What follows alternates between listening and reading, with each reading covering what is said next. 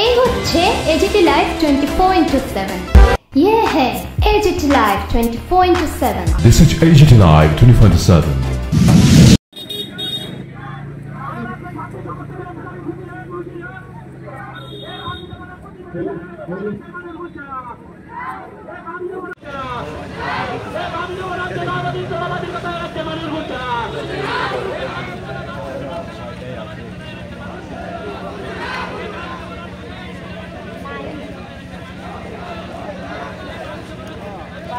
রাস্তাত নেই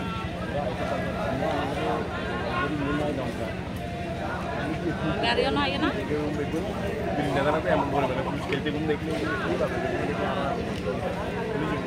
আয় আয় আরে বিয়াল কারবার করে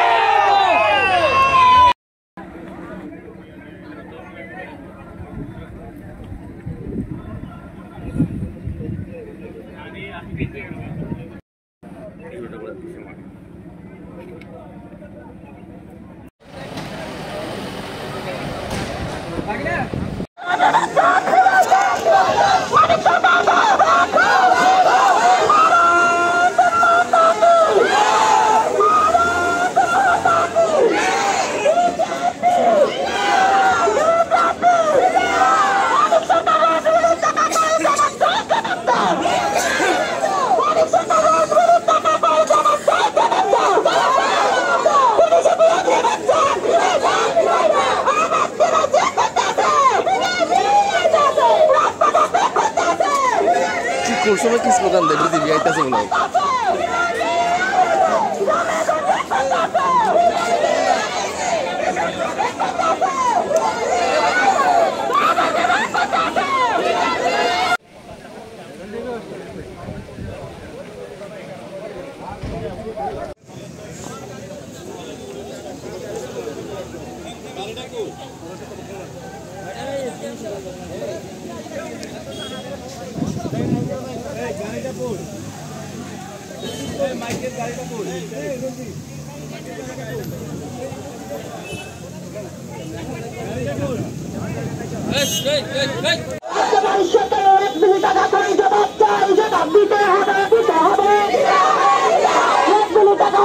সরকার জবাব দিতে হবে দিতে হবে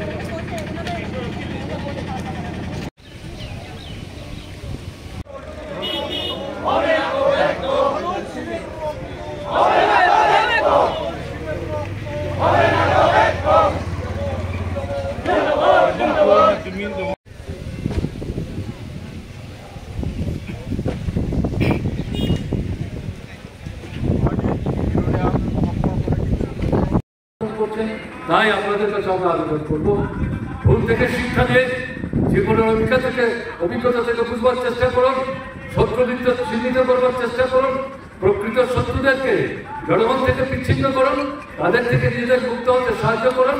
প্রকৃত মিত্র যারা জনগণের মূল শত্রুর বিরুদ্ধে লড়াই করছে তাদের পাশে এসে দাঁড়ান, তাদের সাথে হাত মেলান এবং আপনার জীবনের সমস্যার সমাধানের জন্য এই লড়াইকে সামনের দিনে আরো ব্যাপক প্রসারিত করবার ক্ষেত্রে কার্যকরী ভূমিকা গ্রহণ করুন।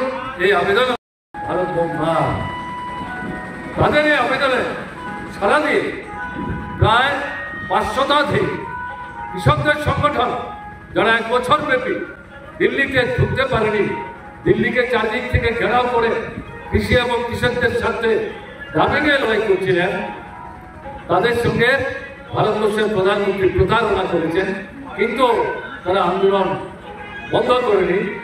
এরা একটা মঞ্চ তৈরি করেছে, এরা এই 10টি ট্রেড ইউনিয়ন টাকা 17 দফা দাবিতে এই যে তাদের কলে কারখানায় খনিতে বরংশ এই সমস্ত লোকের ভাগ পায় না, একটা ছোট্ট অংশ নির্দিষ্ট অংশ উপরতলার তারাই এই ভাগ বন্টনা করে নিয়ে যায়। তাদের মতো যারা মানুষকে সংগঠিত করে শোষণ অত্যাচারের বিরুদ্ধে মানুষকে সচেতন করে তোলার চেষ্টা করে, মানে এদেরকে যদি পৃথিবী থেকে সরিয়ে দেওয়া যায় তাহলে বোধ হয় এই আন্দোলন, এই সংগ্রাম, এই লড়াই একে দমিয়ে দেওয়া যাবে। আর একে যদি দমিয়ে দেওয়া যায় তাহলে লুটের যারা যন্ত্রণা চলছে সারা দেশে এবং ত্রিপুরায় এটাকে তারা অব্যাহত রাখতে পারবে। আমার চেষ্টা করছে অন্যায়ের বিরুদ্ধে প্রতিবাদের কণ্ঠস্বরে নিয়ে যেতে মানুষ সোচ্চার হয়, সেই জায়গায় মানুষকে উজ্জীবিত করার চেষ্টা করছে। তার ব্যক্তিগত কোনো স্বার্থ না, কেউ বলতে পারবে না। বাদল সিং তার নিজের স্বার্থে মানুষের কাছ থেকে টাকা নিয়েছে, ধার করেছে, টাকা ফেরত দেয়নি, ভুল বুঝিয়ে বিভ্রান্ত করে মোহগ্রস্ত করে মানুষকে ঠকিয়ে নিজের স্বার্থ রক্ষা করার চেষ্টা করেছে। একটা লোক পাওয়া যাবে না যারা সেখানে প্রকাশ্যে দাঁড়িয়ে এই অভিযোগ বাদলের বিরুদ্ধে করতে পারে। তার ছবিতে মালা, শরীর বেদিতে ফুল ইত্যাদি দিয়ে চোখের জলে বুক ভাসিয়ে তার স্মৃতি স্মরণ করলেন, তার প্রতি শ্রদ্ধা জানাবার চেষ্টা করলেন। এটা এক ধরনের শ্রদ্ধা, এটা আপনাদের দুর্বলতা। যাদের হাতে বাদল সিং খুন হয়েছে, আমি যারা খুন করলেন তাদের তো বিচার হচ্ছে, বিচার হবে, আমরা বিশ্বাস করি কোর্টে নিশ্চয়ই সঠিক বিচার হবে, প্রকৃত অপরাধীরা নিশ্চয়ই শাস্তি পাবে। কিন্তু যেটা আমি বলতে চাই, যারা এই খুনের কাছে সরাসরি যুক্ত হয়েছে তাদের মধ্যে একটা অংশ আমি নিশ্চিত তারা জেনে বুঝে এই কাণ্ড করেছে, তাদেরকে ব্যবহার করেছে, তাদের অল্প ছোট্ট একটা অংশ তাদের স্বার্থ রক্ষা করার জন্য তারাও নিশ্চয়ই এখনো বিরোধী করতে শুরু করেছে। তাই বিজেপি যারা করে, আরএসএস যারা করে, বিপ্লবতা যারা করে, তাদের সাধারণ সমর্থক যারা, তারা আমাদের শত্রু না। ভারতের কমিউনিস্ট পার্টি মার্ক্সবাদীর পক্ষ থেকে যে অসম্পূর্ণ কাজ বাদল সিং আমাদের জন্য রেখে গেছে, শ্রেণীহীন শোষণমুক্ত একটা সমাজ ব্যবস্থা পত্তনের জন্য, সেই ধরনের সমাজ ব্যবস্থা পত্তনের যে কাজ, সেই কাজটাকে সুসম্পন্ন করবার জন্য আমরা যাতে আগামী দিন নিজেরা মুখ খুলে প্রতিবাদে সচ্ছল হই, ঘর থেকে বেরোই, সংগঠিত আন্দোলন অংশগ্রহণ করি, এই যে ধারা, এই ধারাকে ব্যাপকতর এবং প্রসারিত করার মধ্য দিয়ে পরিস্থিতির মধ্যে পরিবর্তন আনার ক্ষেত্রে একটা মৌলিক অবস্থান ভূমিকা আমরা নিতে পারি। এটা যদি আমরা করতে পারি তাহলে প্রকৃতার্থে আন্তরিকভাবে বাদল সিংয়ের প্রতি যথার্থ শ্রদ্ধা প্রদর্শন করা সম্ভব। গণতান্ত্রিক আন্দোলন নূতন শক্তি নিয়ে সমবিহারে হাজার লাখো মানুষকে নিয়ে রাস্তায় নামে, তাহলে এই সরকারটাকে টিকিয়ে রাখা যাবে না। তাই এই সরকারটাকে ভিত্তি করে যারা লুটতরাজ চালাচ্ছে তারা ভীত সন্ত্রস্ত হয়ে তাদের দলের ছেলেদের বিভ্রান্ত করে নানাভাবে লোক সৃষ্টি করে তাদেরকে ব্যবহার করে আমাদের গণতান্ত্রিক আন্দোলনের পার্টি সামনের সারের যারা নেতৃত্ব বাছাই করে মিশিয়ে হাতে নিয়ে তাদেরকে স্থানে স্থানে তারা ফোন করার কর্মসূচি হাতে নিয়েছিল এবং তাদের মতো অন্যতম ছিলেন কংগ্রেস বাদল সিং। শ্রমিকরা কাজ হারাচ্ছে, মজুরি কমছে, এই সামগ্রিক পরিস্থিতিতে সারা ভারতবর্ষের মধ্যে ক্ষোভ বাড়ছে, বিক্ষোভ বাড়ছে, প্রতিবাদ বাড়ছে।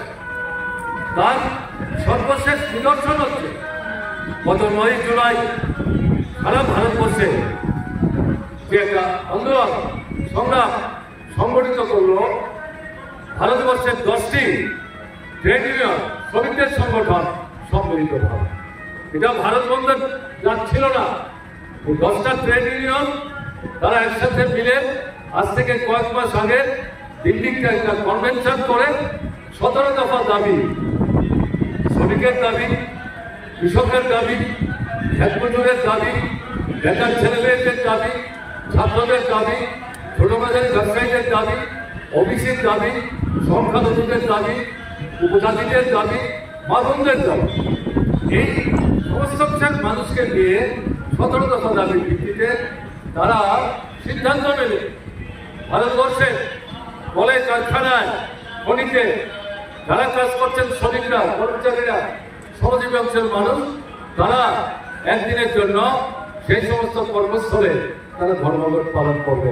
এটির সাথে যারা যুক্ত, ভোট জালিয়াতি করে পঞ্চায়েত থেকে শুরু করে লোকসভা পর্যন্ত যারা জবরদখল করে রাখার চেষ্টা করে এবং এই ক্ষমতাকে অপব্যবহার করে মানুষের জীবনের বহু সমস্যার সমাধানের পরিবর্তে একটা লুটের রাজত্ব গোটা ত্রিপুরার বুকে কায়েম করে অল্প ছিল, তারা সমস্ত ভোগ করছে ভাগ করে। তাদের সঙ্গে যারা ভুলভাবে এখনো চলছেন তাদের কাছে আবেদন করে তাদেরকে ভুল থেকে শিক্ষা দিয়ে তাদের বিরুদ্ধে প্রতিবাদ জানিয়ে আমরা যে লড়াই সংগ্রামটা করছি, যে সংগ্রামে তাদের সমস্যার সমাধানের কথা আছে। কারণ এই যে 7 বছর যাবৎ এদের পক্ষে দাঁড়িয়ে এই দুর্বৃত্তপনা করছেন, আপনারা ভোটের সময় কয়েকশো টাকা ছাড়া আর এরকম খুন খারাপের কর্মসূচি কার্যকরী করতে গিয়ে কিছু টাকা ছাড়া সারা বছর আপনাদের খবর কিন্তু এই বিজেপি, RSS, তীব্রতার নেতৃত্ব তারা কিন্তু নেওয়ার চেষ্টা করে না।